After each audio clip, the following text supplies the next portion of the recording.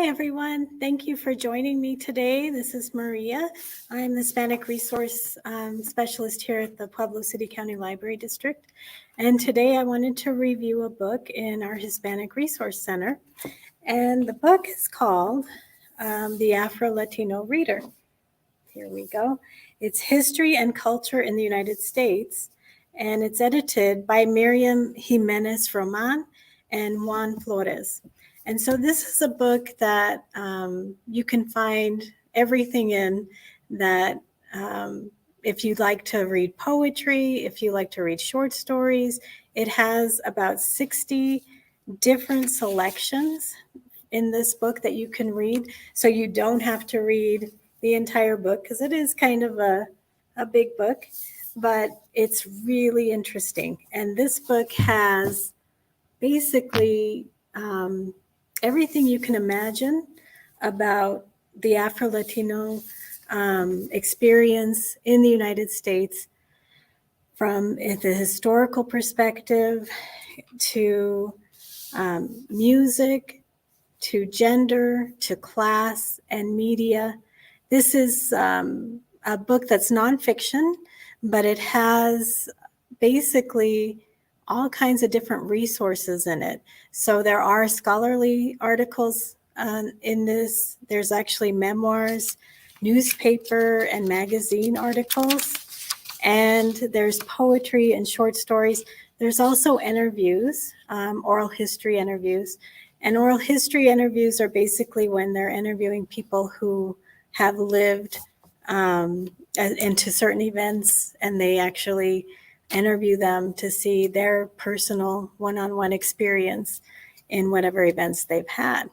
So this is a book where it also kind of explains identity, because the Afro-Latino culture is not always accepted by the Hispanic culture, and is not always accepted by the African-American culture. So they're kind of like in between in some ways, where they are definitely Latinos, and we have people that are directly from other countries. So it's not just North America, because we're also talking Central and South America.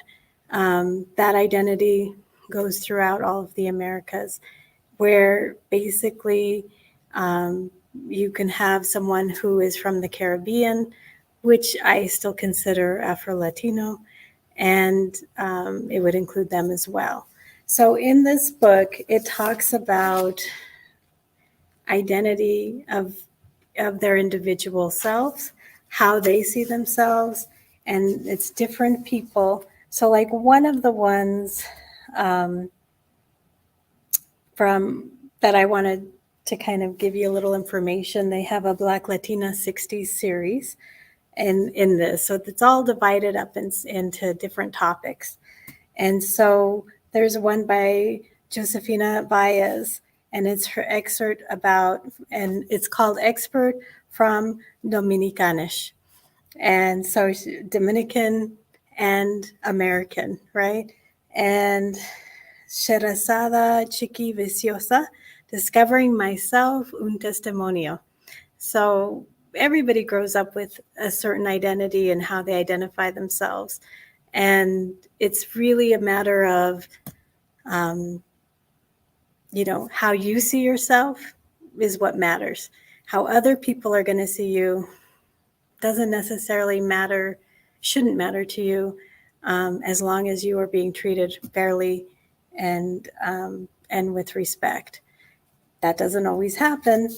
And so we see a lot of different stories here of how these people were able to overcome discrimination, and discrimination within their own families when that happens. And so another one chapter is just on Afro-Latinas, and there's one called, which is Maria Elena Medrano, and it's the black belly button of a bongo.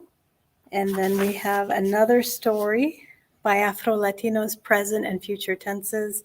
And under that category, We have one called by Brown Like Me by Ed Morales. And Bleach in the Rainbow, Latino Ethnicity and Preference for Whiteness.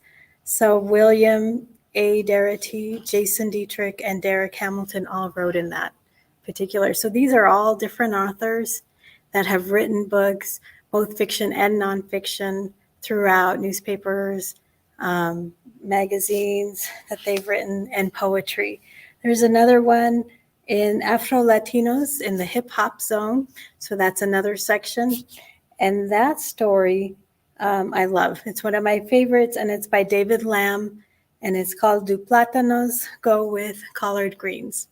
So it's this mixture of different cultures and their music, the food, the language, identity, some politics, racism, everything, family, all of this in this Afro-Latino reader. And so we have this book in the Hispanic Resource Center here at Rawlings, and we can, if you want it at another branch, you can always put it on hold. We have other books with that are fiction, nonfiction about Afro-Latinidad, and so definitely come and check them out if you're interested. These are great resources for anyone who is interested in learning more about the Afro-Latino experience. It's a very important experience in the history of the United States and throughout North, Central, and South America. So it's real important to see what these particular, how diverse this population is. It's truly diverse, and you really get just a taste of it with this book. And you don't have to read the entire book because it is big, but you have 60 selections that you can choose from. And so a lot of the poetry in here is beautiful, and it really is my favorite article with David Lamb, Do Plátanos Go with Collard Greens? And plátanos, if you're not familiar, that just means bananas. And it's a big dish in Mexico and throughout the Caribbean and different countries. Plátanos are very important. And so I hope you come and check out this particular book or other books about Afro-Latinidad. If you need help finding them, please feel free to contact me here at the Rawlings Library. And I am on the 3rd floor. The Hispanic Resource Center is open. The 3rd floor is open, and that's where the new location of the Hispanic Resource Center is. So we have our mural there. We have books in English. We have books in Spanish, and we have bilingual books. We have movies and music.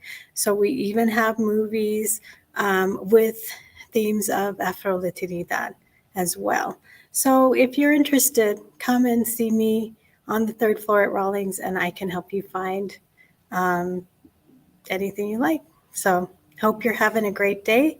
Thank you for joining me today, and I hope you enjoy and celebrate Black History Month. Thank you.